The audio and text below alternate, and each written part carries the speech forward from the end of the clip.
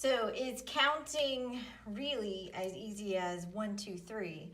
Oftentimes you will hear small children say 1, 2, 3, 4, and they'll go all the way up to 10, and then the parent will think, yay, the child can count to 10, but are they really understanding the concepts?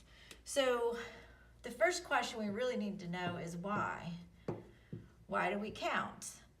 And I think if you ponder that for just a second, you will come up with really it's to answer the question, how many or how much of something.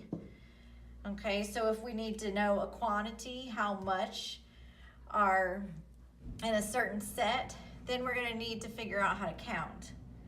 So the best thing to do is to have objects of some sort. And so when we start counting, we're actually going to look at a few things. First, you're going to have to understand quantity. So we're not necessarily going to be consumed with the recognition of each of these numerals, 1, 2, 3, 4, 5, and so forth, but we're going to look at quantity. So a child needs to understand that that's 1, and this is 2. This is 3.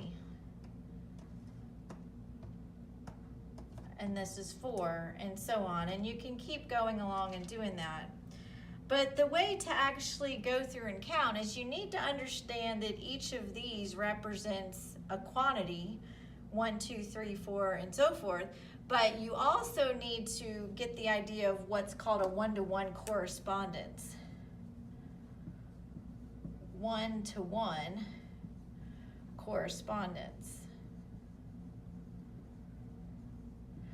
One thing you will see a small child do when they're first learning to count, if you put a certain amount in front of them and you say count, they might go 1, 2, 3, 4, 5, 6, 7, 8. There's 8. And that's actually not using a one-to-one correspondence. One-to-one correspondence means that each of the numbers 1, 2, 3, 4, and so on has to correspond to an object. So every time you say 1, you need to touch one object. Every time you say 2, you need to touch another object. If you go up in the sequence, 3 needs to correspond to another one. So this is what I mean by one-to-one correspondence. 4, so every time you say a new digit or quantity, the child is actually touching another one. So this one-to-one correspondence is going to help them get the correct answer. And then eventually, they need to know that as they go through and they count, so if we're doing the one-to-one correspondence, 1, 2, 3, 4, 5, 6, well, there's no more in this picture to count, so that 6, the last number that's in my sequence, actually represents how many that you actually have. So they would be able to recognize that this is 6. And then eventually you'll get into, of course, they need to recognize that this is also 6 as well. So this comes later, okay? So we quantify, and then we can say this is 6, but this actually says 6. So there's a difference. This is a quantity of 6.